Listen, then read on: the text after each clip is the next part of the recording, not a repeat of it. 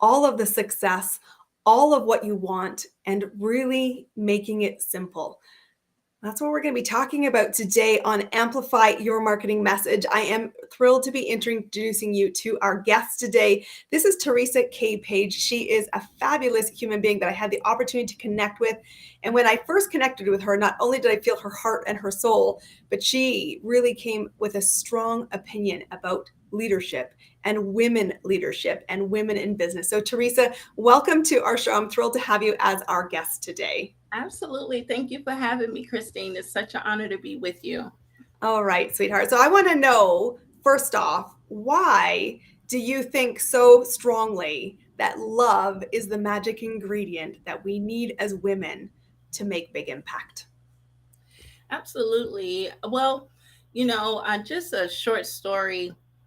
Maybe it was a few years ago. I attended a women's event, a business event in downtown Atlanta. And what really struck me at this particular event, with all of the powerful information that we were discussing, as far as how women can navigate in business. There was a particular lady that asked a question, and she said, with all of the wonderful things that women can do, there still seems to be something that's missing. And what is it?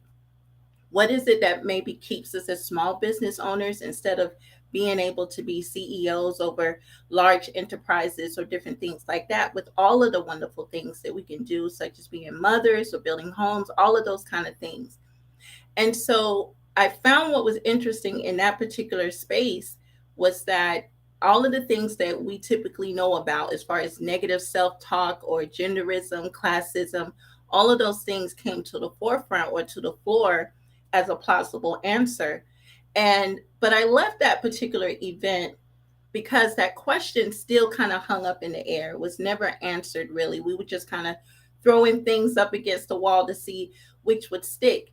And even though all of those things have been factors that has hindered women over the years, I believe when I left that particular event, I then went on this purpose development process. And what I've come to understand is that it's not what's holding women back, whether culturally or religiously or just socially. It's not what's holding us back, because we know that there are certain oppressions that has hindered women for years, but it's more so about the revelation of the power of what can move us forward.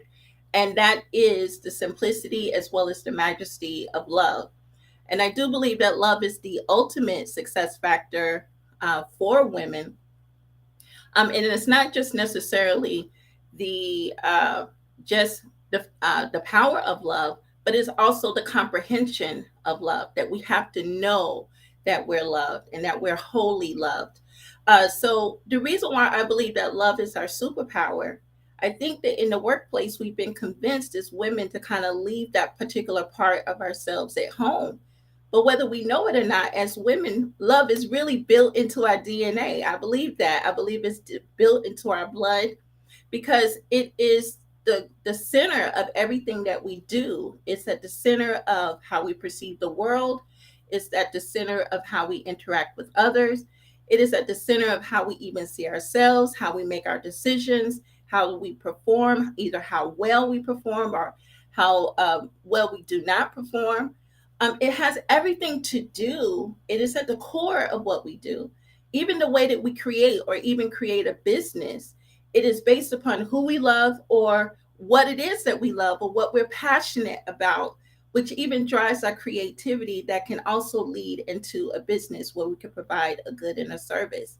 So I just think that love is just so important for us because it is our absolute superpower. And I think for most women, or for probably women in general, is that we do just see love as an emotion. I think the key is, if we can leave it there in that space, leave it there when it's necessary. But how can we also apply it to other areas of our lives where we can actually use it as a skill set, and how we can actually use love as a competency, whether it's in our business models, in our homes, in our relationships. So that's the key. We have to become skillful. And I think that we have to reimagine love beyond that emotional space and actually be able to learn how to apply it in all of our situations, regardless of how intense it is, that it can be applicable as a skill set and as a competency to help us to resolve all of our issues. This is a really interesting thing. I love their distinction that you're making between love is an emotion and it is an action. And, one of the biggest challenges I know I was tasked with was to shift and own all of me in the business journey. Because when we grow up, we often think, you're right, that's a soft emotion. It is one that's not always welcomed and it can feel volatile in the workplace. And so we learn to shut it down, which is innate in who we are. And when I started the big growth journey and really started seeing my business move was when I was challenged by another woman to say, what happens if all of you shows up? What happens if you simply loved more? What happens if you just simply cared and showed that you cared? Because I think when you're one-to-one, we feel safe and we might be more vulnerable with our gifts and more vulnerable with the fact that we are wobbly and we're nervous and it's uncomfortable growing a business. And it was uncomfortable. And I will tell you and share with the audience, I sought guidance in this. I didn't do this by myself because if left to my own devices, I was very successful hiding that. And so I'm curious as you left this, and I love that story. Thank you for sharing it. How do you personally walk this talk as you're building your own business? Yes, I think as I walk this talk and building my own business, and I'm still a solopreneur, but the way that I walk this talk is just an experience just like this. I mean, Christine, we just met, at a networking event. But then, and of course, you know how those go. We're always thrown into a room for a good 3 to 5 minutes. Everybody kind of talk about what you do. Throw your information in the chat. But you gotta stop that. That's not really how it should be done, but you're right. That is what we see far too often. Absolutely. But I think where love comes in is when again, if you could take it out of that emotional space and actually use it as a function, it then allows you to come a little closer to people that you don't know, that's outside of your comfort zone. And it allows you to establish that one-on-one, not to sell, not to get over on someone else, but to genuinely learn about who they are and how they serve the world particularly. And then if there's a place to collaborate, or even to partner in something, and again, still not trying to sell or still not trying to get over. To me, that is a demonstration of love. And actually putting me on a stranger virtually, we're strangers, other than the full few minutes that we have spent together. But to put me on your platform, to introduce me to your audience, it creates a place of trust that you're having to trust me enough that I'm going to come on your space and not embarrass the heck out of you. And you're not. Right. And also that you trust me to share some pieces of value that your audience may be able to glean from. I think that is a demonstration of love right there. And I also say that just vice versa, when we had a conversation on yesterday, still again, virtual strangers, but I have a genuine need to be able to spotlight other business leaders because, as you said, we cannot do this thing alone. And so I think that we have the opportunity to learn from one another. Of course, business is all about profit, and we've created such a competition environment when it comes to business. So we're supposed to be competitors. But where love shows up is when we figure out how we can be collaborators, how we could be partners, how we could be great referral partners, and being able to say, you know what, I don't offer this service, but my friend Christine, she does, and be willing to make that warm connection to create another opportunity or to create another open door. So for me, those are demonstrations, just small demonstrations on how to implement love in my business. And also just being one of the key words that I hear you say so much, that I've heard you say, is being authentic. And I would say, as for me, coming to the market, while it's not a novel idea, but coming to the market with the idea that love is our superpower and that love should be the helm of our organizations, regardless of what our business is, that's a different story because nobody really wants to hear it. Like, what do I, you mean, love? Ew, yuck. Let's leave that out and in that the is why, lobby. that is exactly why I wanted you on the platform, because I do, it is actually in smaller places, and I want to amplify it. And that's what this program is all about. It is about amplifying the message, which is unique to ourselves. And I know when you and I had first met, I said, this is a trailblazer, which I always love to be surrounded by. But the thing that really is important about love and all of its angles is it is a universal thing. And I think right now, especially in the world and the economy and the conflicts that are surrounding and bombarding us from a media perspective, is the choice of how can we find ways that we are connected. And love is the ultimate connector. And when you show up with a generosity of heart, which is love is infinite, love is never ending. And the more you give, the more it is reciprocated. And that in itself is a fuel source. Growing a business becomes a lot more fun. And one of the biggest compliments I think people can say is, I appreciate how you made me feel. We might really struggle to verbalize, I love you, to strangers, and it feels uncomfortable. Yeah. But I will tell you, in the last 3 years in my business, that word has come up a lot with people I have never physically stood face to face with. But I said, we are heart to heart, eyeball to eyeball, intellect to intellect. And I'm passionate about how do I open a door for you? Not because one day you may be a client, because I think what you're doing is awesome. And I want to be surrounded by awesome people.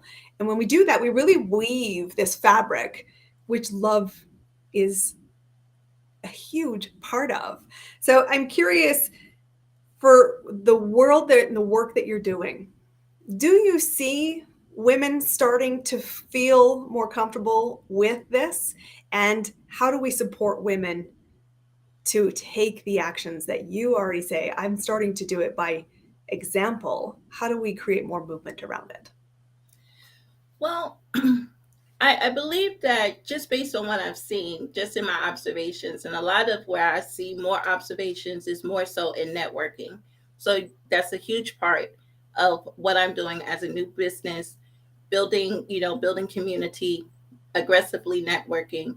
And so that's where I get a chance to come into a room with a lot of women. And again, it might be that 3 to 5 minutes that you might be in a room, but I'm really surprised by what I hear women say who are entrepreneurs and who are doing the thing. Whatever it is that they do, they are doing it and they're showing up.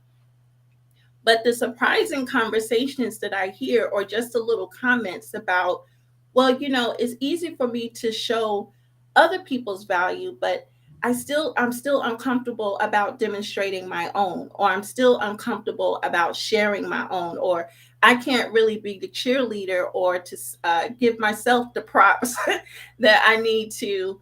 And so it's still a very real conversation I think it's still a real thing for women, as far as this love thing. I think that it's easy for us to embrace it when it comes to our relationships with our families, or either our significant others, or the people within our networks, or in our circles, our friend circles. But we still have a challenge with loving us. And I think that's where it really starts, is with us. And I think that's really the foundation of my business, because even though I talk about love and how it can work in the workplace, it's still, my conference is still about coming home to us. Because as women, I don't think that we still don't get how amazing we are. And I really Amen to know, that. yes, we still don't get it. And society is not going to do it for us. Sad to say, our families may not be able to do it for us. Mhm. If you're a person of faith, I don't mean any disrespect, but our religions are not going to do it for us. And even with all of the trouble that's swirling around women and women's equality, our governments are not going to be able to do it for us. I think it's time for women to take a moment and be able to sit still and visit with themselves. We've always been taught on how to get along with others, but we're not necessarily taught how to sit with ourselves and Mm. actually be able to account for our own personal inventory. So A lot of us, we can't articulate what it is that we love. We can't really articulate what it is that we hate. We can't articulate what all of our capabilities are, what all of our giftings are, what all of our callings are. And I think it's time for us to come home to ourselves. And that sometimes I say, this is your homework. You need to start searching out your own gifts and be convinced of your own greatness. And I don't think that, and even though that we are good at loving because we're built like that, I don't think that we love with a completely open heart because we still don't know who we are. And Mhm. so we have to be able to take that time, regardless of what role we hold, what industry that we work in. We are going to have to go back, almost back to the basics, and to start visiting with ourselves to really understand and dig deep to know more about who Christine is, or so I can know more about who Teresa is. And Mhm. so there's a lot of practical things that we could do. It's not some third heaven experience. There could just be very simple things as far as either doing some type of assessments to know what your talent DNA is, what your leadership abilities are, or how do you make decisions, or how are you prone to make decisions, how do you get along with others. Or it could just be maybe just updating your resume so you can really see just how bad of a chick you really are. Yes. What skills have you just learned? What competencies have over the years? If we don't take time to update our resume, we can leave a lot of information about ourselves on the table. And so there's a lot of practical things that we can do to really be able to come back home to ourselves. And I think the more that we understand who we are, the more informed decisions, better decisions that we can make, and that could probably even reduce a lot of some of the heartaches that we have. So I just think as women, regardless of where we are, whether you're the homemaker or you're the business woman, you should moving and shaking. We are going to have to come back and revisit ourselves. And so that we can truly understand who we are, so that we can show up in the world as authentically as we possibly can. I think this is so beautiful. And boys and ladies, did you hear that? You've got some homework to do. And Yeah, I think this is a really fascinating piece because I know in the world that I inhabit, sometimes the shocking thing to me is I have clients, both women and men, who come to me after and said, "You're the first person who believed in me. And I see myself more clearly." And I always say, very heartfelt, it's hard to see our own value. And that's exactly the point that you're making. It's hard to see our own value. It's on you to ask others to help be the reflection for you until you can step into it at a soul level, at a heart level. Because if you cannot see your own value, you cannot expect someone else to value you, and never let somebody else's inability to see your value cast shadow on your own ability to see it.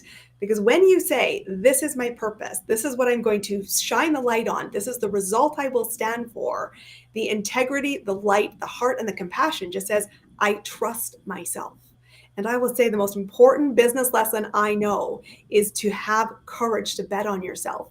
And it is because you show up with an open heart. You show up with compassion. And you are a beautiful gift. I'm so grateful. We did cross paths in a random networking room because I am an advocate of what you stand for. I do want all of us to go and take that homework and say, how awesome am I? And then not go dot, dot, dot, but just stand in it and really amplify it. Because when you think about love as the heart, the first person you lead is you.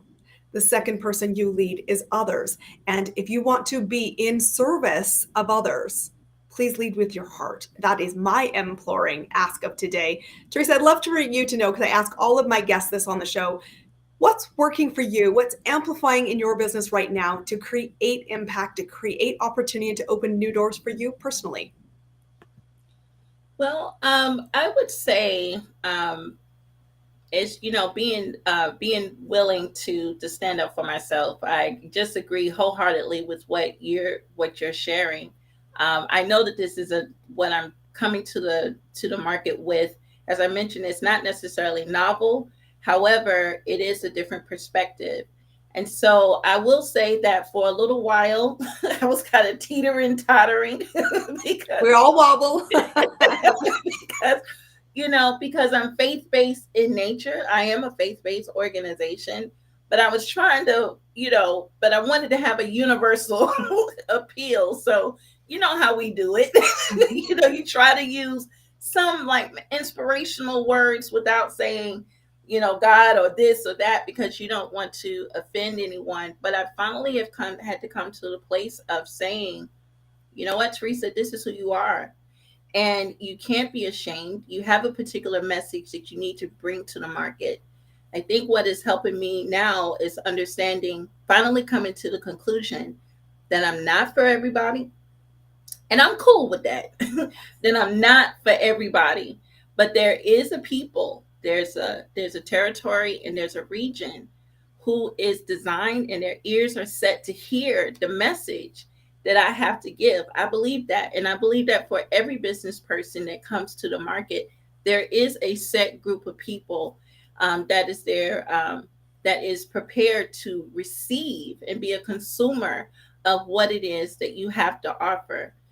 So I think that as I move forward, still, as I said, building community is where my heart is right now. And then also stepping out of a zone, because I've been in the education space for such a long time that people just see me in that education space. So I'm also having to be okay that I have to build new relationships and forge new relationships with people who may not believe like me, who don't look like me, or, but who are opening the door to say, Teresa, we want you to come in and we want to hear you. And so I think just taking chances, and being willing to just be authentic in the message, be willing to give the message as is without adjusting it, regardless of the audience, and just giving it as is, straight, straight, no chaser. Is that how you say it? I got to say, could you just repeat what you said? I'm going to say repeat it actually for you. Don't adjust what you're saying to fit in. If you truly want to amplify your marketing message, own it. Own it. And if you need some Absolutely. support, Teresa, where do people find you to know more about the work you do? Yes, they can find me on my website at teresakpage.squarespace.com. Let me make sure I got that right. We'll make sure she Okay. gets it right. We'll put it in the notes below. Yes, it's teresakpage.squarespace.com. They can always find me there, and all of the links on how to be able to connect with me on YouTube as well as LinkedIn. They're there, as well as how to outreach to me via email, or even just to schedule a meeting to say hello, or for some complimentary coaching. So all of that information, teresakpage.squarespace.com, and please subscribe when you visit. Guys, I want to invite you to please do connect with Teresa. And this is a really important episode. I felt it was important to bring it in, especially in the light and times that we're in now. Love is the heart of leadership. Owning your story and not adjusting it, recognizing and having faith that your audience is out there is truly how you will amplify your marketing message, create that impact, and money will always follow. Make sure you've got your priorities in that order. Thank you for being our guest today. For all of our audience, be sure to subscribe to this podcast. Share it to someone who you know is wobbling and needs some support. And if you need resources, check out what Teresa offers. Of course, check out what we offer in Clear Acceleration Inc. Until next time, lead with your heart and love more. We'll see you all on our next episode.